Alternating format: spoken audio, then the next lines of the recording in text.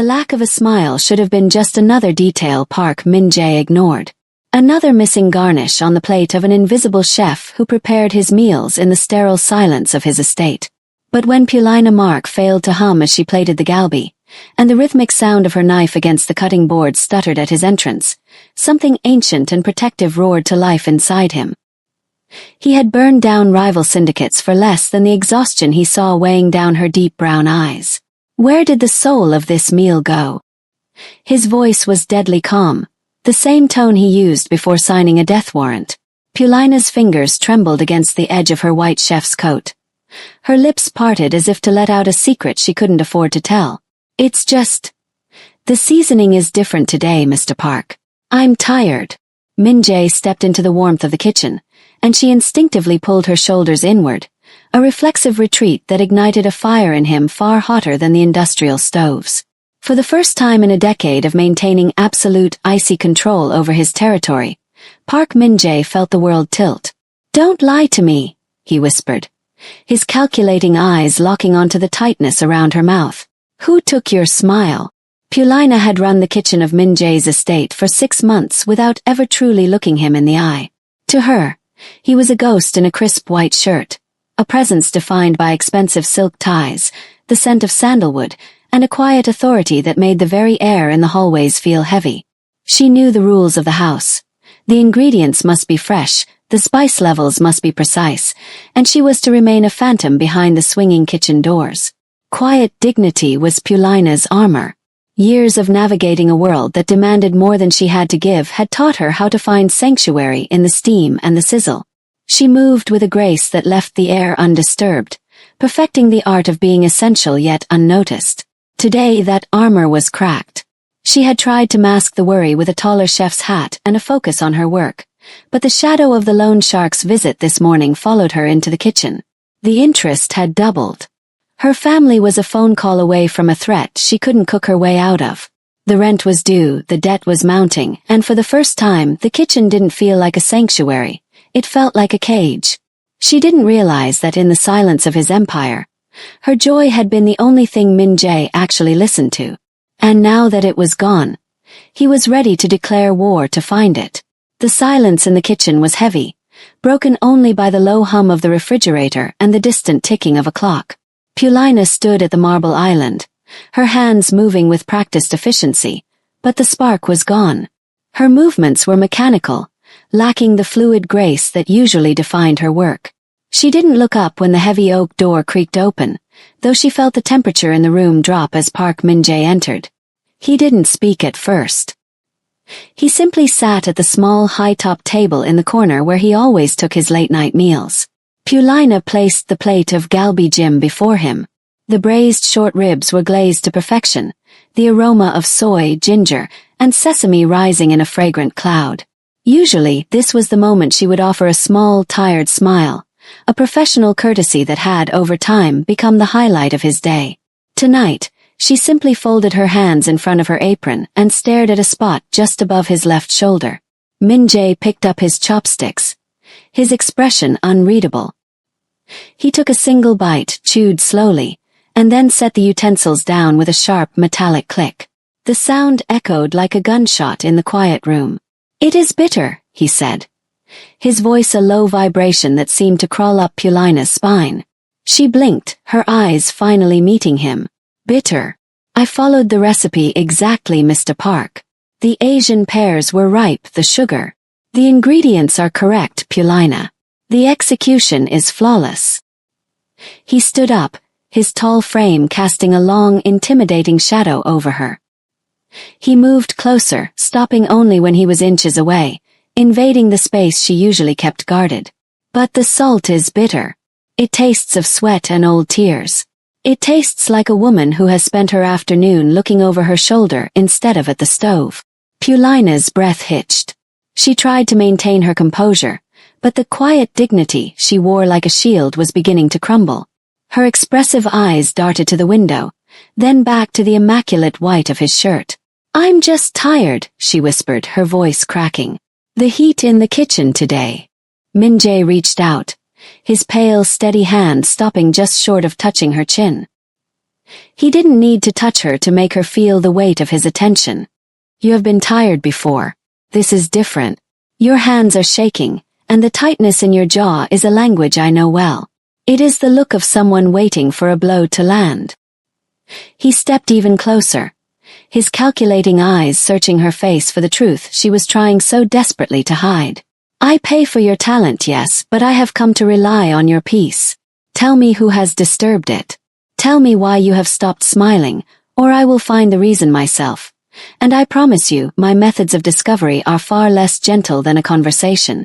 Paulina looked at him, truly looked at him, and for the first time, the fear of her past was eclipsed by the terrifying, protective intensity of the man standing before her. The silence that followed Min-jae's threat was suffocating. Paulina felt the heat of the industrial ovens behind her, but it did nothing to melt the ice settling in her chest. She looked down at her hands, the skin dusted with flour and scarred by years of kitchen burns, marks of a woman who had always worked for her survival. It's a ghost, Mr. Park, she finally whispered, her voice barely audible over the hum of the vent hood. A ghost named Elias. Min-jae didn't blink. He stood perfectly still, his refined features like a marble statue in the dim kitchen light. Ghosts don't cause the hands of a master chef to shake.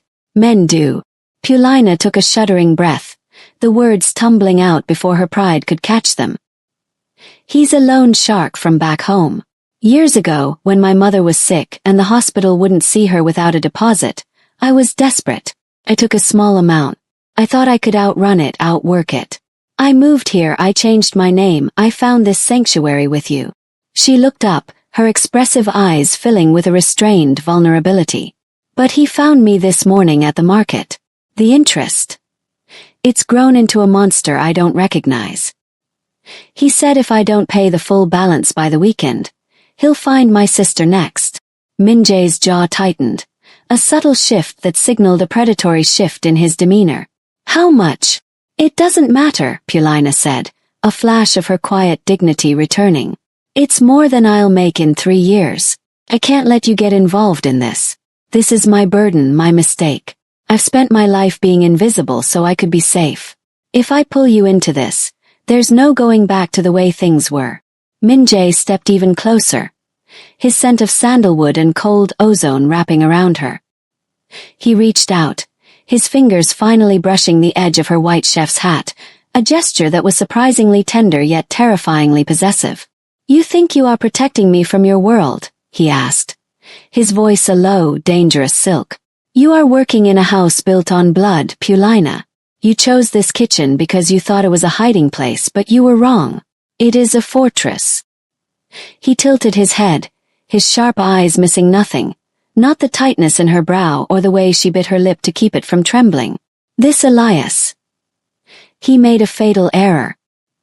He looked at what was mine and thought he saw a debt. He did not realize that by taking your smile, he was stealing from me. Mr. Park, please. Go home, Paulina, he interrupted, his tone returning to that of a man used to absolute obedience. Cook for your family. Bleep. The debt is no longer yours.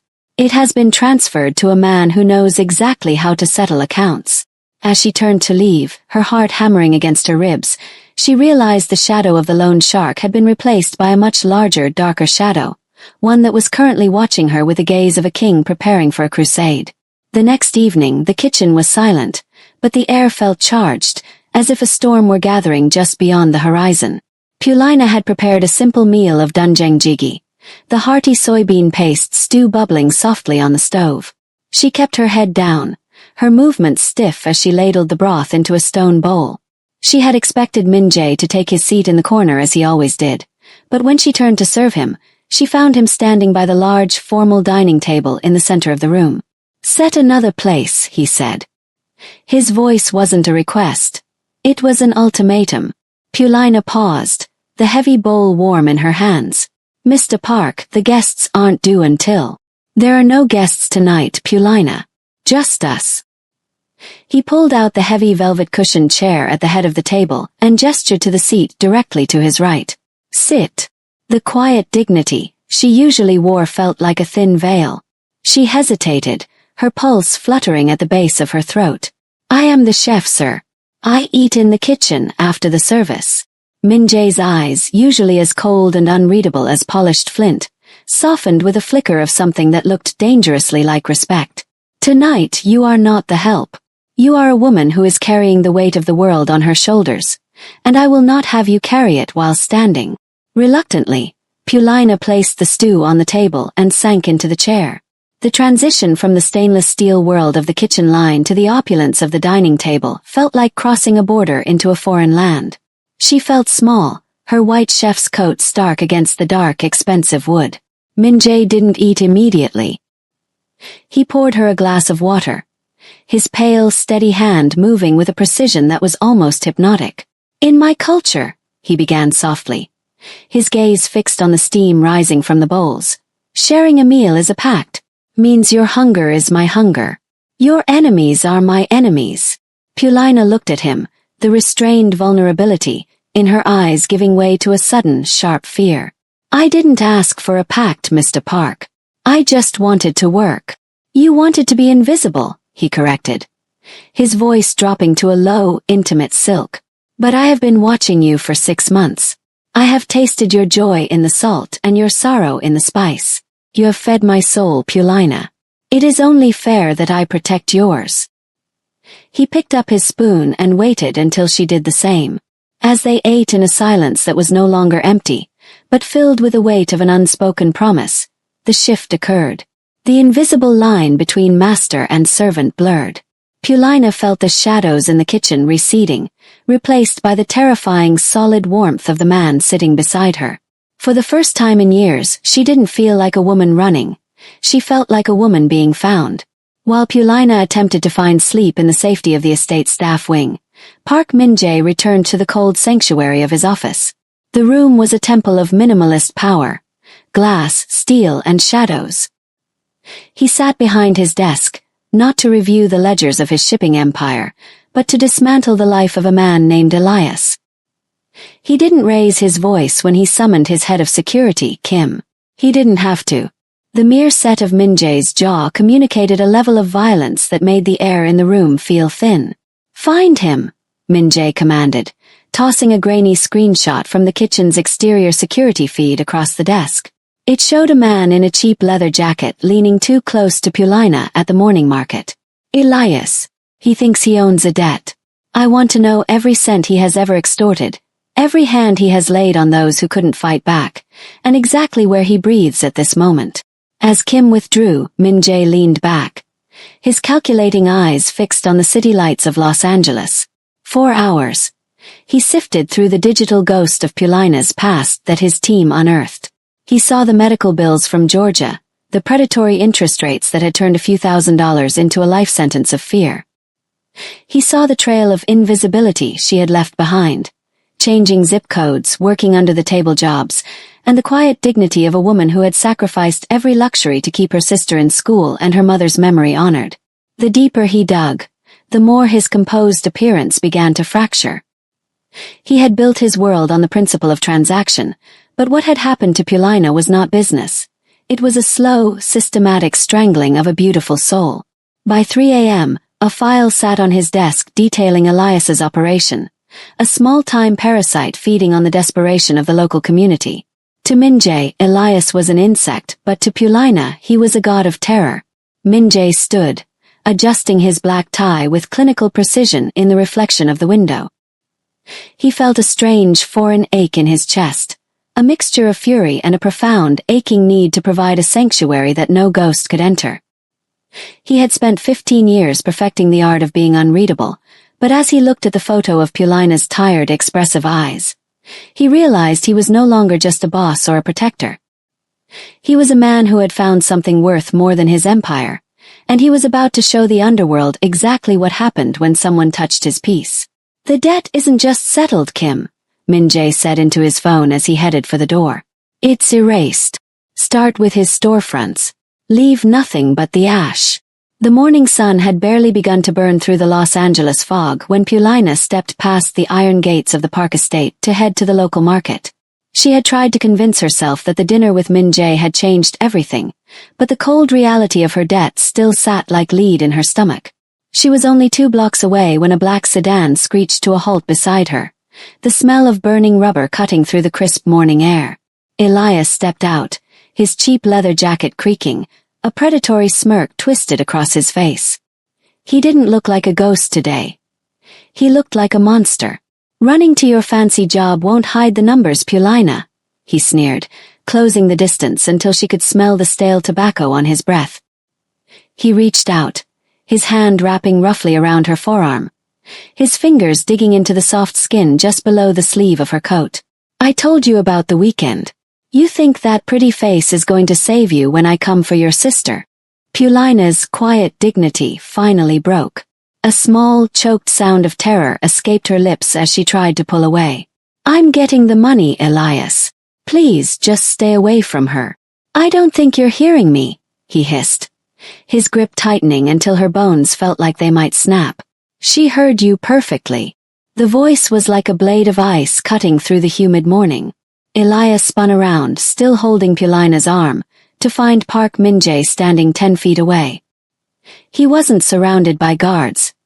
He didn't need them. He stood with his hands in the pockets of his immaculate charcoal trousers, his white dress shirt blindingly bright in the sun.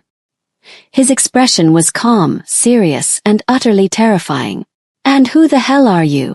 Elias barked, though the tremor in his knees betrayed him. Min-jae didn't answer the man. His eyes, those soft yet calculating eyes, were fixed entirely on Paulina's arm. "Let her go," he said. It wasn't a shout. It was a low, vibrational command that seemed to vibrate the very pavement beneath them. Elias, fueled by a fatal cocktail of ego and ignorance, tightened his grip. "This is business, pal. She owes." In a blur of motion that Paulina's eyes could barely track, Min-jae was there. He didn't punch. He simply took hold of Elias's wrist with a strength that was inhumanly precise. There was a sickening pop, and Elias shrieked, releasing Paulina as he fell to his knees. Min-jae stepped between them, shielding Paulina with his body. He looked down at the whimpering man as if he were a stain on an otherwise perfect rug. "You made a mistake," Min-jae whispered, his voice a deadly silk. "You brought your filth to my gates. You touched what is mine." He turned slightly, his gaze softening for a fraction of a second as it landed on Paulina's trembling form. "Go back to the house, Paulina. Make the coffee. Dark the way I like it. Mr. Park." She gasped, her expressive eyes wide with a mix of shock and dawning realization. "Go," he repeated, his tone leaving no room for argument. "From this moment on, this man, this debt, is no longer your burden. It is my concern. And I assure you, I handle my concerns with permanent solutions." As Paulina retreated toward the gates, she didn't look back, but she heard the sound of the sedan's doors opening and the heavy, synchronized footsteps of Min-jae's men arriving to finish what their master had started. The war hadn't just begun. For Elias, it was already over. The following 3 days were the loudest silences Paulina had ever experienced. The lone shark had vanished as if he had never existed, wiped clean from the streets of the city. There were no more predatory phone calls, no shadows lingering at the market, and no heavy boots following her home. But in their place was a new, more profound terror, the realization of what Park Min-jae truly was. Every time he entered the kitchen, Paulina saw not just the man who had shared her stew, but the man who had broken a wrist with the casual indifference of someone snapping a dry twig. His white shirts remained immaculate, but to her eyes, they seemed stained by the invisible weight of his world. She realized that by trading her debt to Elias for the protection of Min-jae, she hadn't found freedom. She had simply moved into a golden cage guarded by a dragon. "I can't stay," she whispered to the empty kitchen, her tears blurring the reflection in a stainless steel bowl. "I'm trading one monster for a king of monsters." She began to pack in the dead of night. Her movements were frantic, the quiet dignity she usually maintained replaced by a raw, desperate survival instinct. She stuffed her chef's whites into a duffel bag alongside her sister's school papers. She didn't want Zara to grow up in the shadow of a man whose business was blood, no matter how softly he spoke or how deeply he looked into Paulina's eyes. She was halfway to the service entrance when the lights in the hallway flickered on, illuminating the path with a clinical, unforgiving brightness. Min-jae was leaning against the far wall, his arms crossed over a black silk vest, his dark hair perfectly styled even at 2 in the morning. He didn't look angry. He looked profoundly, devastatingly disappointed. "The gates are unlocked, Pulina," he said, his voice a low, melodic sorrow. "I don't keep prisoners."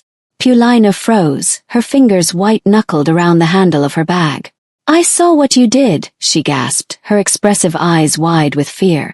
"I saw the way you looked at him, like he wasn't even a man. How can I feel safe knowing you have that much darkness in you?" Min-jae stepped into her space, not to stop her, but to force her to see him. "I used that darkness to buy you the light. You think your peace was free. It was paid for by the only currency people like Elias understand." He reached out, his hand hovering near her cheek, but he didn't touch her. "You want to protect your family from my world. I understand that. But who will protect you from the next Elias when I am gone?" "I'll figure it out," she lied, her voice trembling. "No, you won't," he whispered. "You'll hide. You'll be invisible again. And you'll forget how it felt to smile." He stepped aside, gesturing toward the door. The path to the street was clear, but as Pulina looked at the dark, cold world outside and then back at the man who had declared war for her seasoning, the price of peace felt heavier than any debt she had ever owed. She didn't leave, but she didn't drop her bag either. They stood on the threshold of 2 worlds, neither of them willing to blink first. In the end, Pulina had not stepped through the gates, but she had retreated into the furthest corner of the estate's staff quarters, a self-imposed exile that felt like a slow starvation of the soul. For 5 days, she did not enter the kitchen. She did not touch a knife, she did not smell the steam of a simmering broth, and she did not see the man who had shattered her world to save it. She told herself she was protecting her heart, but as the hours bled into days, the silence of her room felt less like safety and more like a void. In the main house, the consequence of her absence was visceral. Park Min-jae did not hire a replacement. He did not order from the city's finest restaurants or allow his staff to prepare a substitute. He simply stopped eating. The estate became a tomb of cold marble and echoing footsteps. Kim, his head of security, watched with growing concern as his master sat at the head of the empty dining table every night, staring at the spot where Pulina had sat just a week before. Min-jae's clean-cut appearance remained immaculate, his white shirts crisp and his tie perfectly knotted, but his pale skin took on a hollowing translucence. His eyes, usually so sharp and calculating, grew dark with a different kind of hunger, one that no amount of food could satisfy. On the 5th night, Pulina found herself standing in front of her small vanity, looking at the expressive eyes she had spent a lifetime trying to dull. She looked at her hands, which felt restless and heavy without the weight of a whisk or a pan. She realized then that her quiet dignity wasn't found in her invisibility, but in the joy she gave others through her craft. By hiding from Min-jae's darkness, she had extinguished her own light. She missed the way he listened to the flavor of her salt. She missed the terrifyingly steady weight of his gaze. She was starving for the only man who had ever truly looked at her and seen a person instead of a servant. Driven by a sudden, frantic need, she left her room and hurried through the darkened corridors to the kitchen. She expected it to be empty, but as she pushed open the swinging doors, she saw him. Min-jae was sitting in the dark at the small kitchen table, a single glass of water before him. He looked up, and for a split second, the mask of the Mafia boss slipped, revealing a man who was utterly, completely famished. "The kitchen is cold, Pulina," he whispered, his voice raspy from days of disuse. "I'm here to light the stoves, Mr. Park," she replied, her voice steady for the first time since the war began. As she reached for her apron, she realized they were both survivors of a different kind of famine, and the only thing that could feed them now was the presence of the other. The stovetops were lit, and the kitchen had returned to a low simmer, but the physical walls of the estate still felt like a barrier Pulina couldn't fully breach. After the 5 days of hunger, she had returned home to her small apartment to process the shift in the air. She sat in her cramped living room, the flickering streetlights outside casting long shadows across her worn furniture, wondering if she could truly bridge the gap between her world of spice and his world of steel. A soft, rhythmic knock at her door startled her. It wasn't the aggressive pound of a debt collector or the frantic beat of a panicked neighbor. It was a deliberate, controlled sound. When she opened the door, Park Min-jae stood in the dim hallway. He looked strikingly out of place in the modest apartment building. His immaculate white shirt and black tie a sharp contrast to the peeling wallpaper and the scent of laundry detergent. "You left your apron," he said, though his hands were empty. He stepped inside without waiting for an invitation, his calculating eyes taking in the photos of her sister and the small comforts she had scraped together to make this place a home. "I needed space to think, Mr. Park," Pulina said, her voice carrying that familiar restrained vulnerability. "Your world. It's built on things I can't wrap my head around. I'm a chef. Create things. I won't destroy them." Min-jae turned to face her, his composure so absolute it was almost haunting.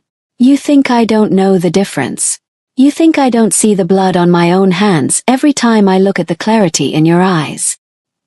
He stepped closer, his presence filling the small room until Pulina felt her back press against the wall. "I have spent 15 years being exactly what the underworld required me to be. Cold, calculating, unmovable." He reached out, his fingers tracing the line of her jaw with a tenderness that made her breath hitch. "But when I am near you, the silence isn't cold anymore. It's peaceful. When I see you smile, I remember that there is a version of me that hasn't been written in ink and lead."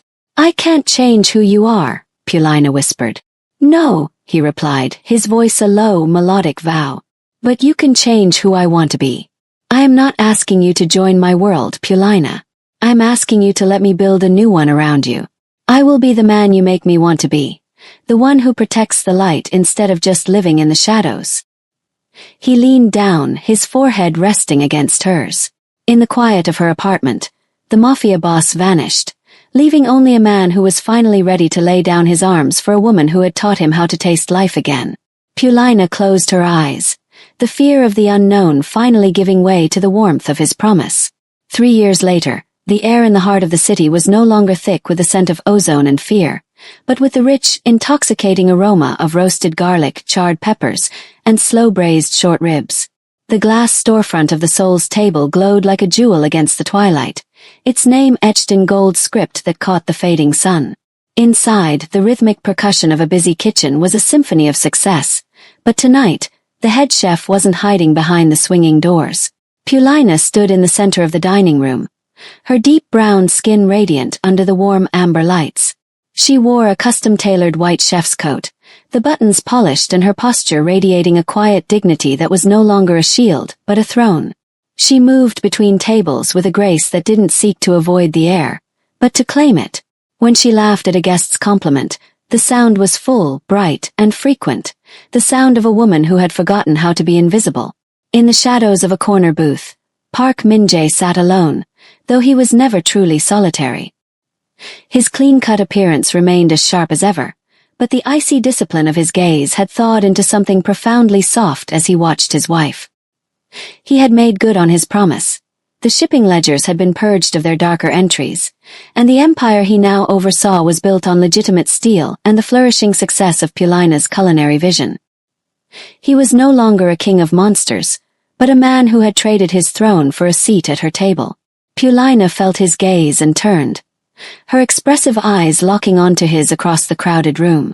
There was no flinch, no reflexive retreat. Instead, she walked toward him, the restrained vulnerability of her past replaced by a terrifyingly beautiful confidence. She set a small plate before him, a perfect recreation of the Galbi gym from the night their war had begun. Min-jae took a bite, his calculating eyes closing as he savored the flavor. "The salt?" she asked, a playful tilt to her head. Min-jae reached out, taking her hand and kissing the palm, his touch lingering in a public declaration of devotion. "It tastes like home," he whispered, his voice a low, melodic vow. "It tastes like a woman who is finally perfectly seen." Pulina leaned down, her lips brushing his forehead as the city hummed outside. In a world that had once tried to erase her, she had found the perfect recipe. A life where her joy was the main ingredient, and the man who had fought a war for her smile was the one who got to cherish it forever. She wasn't just a chef or a survivor anymore. She was loved, she was safe, and she was home.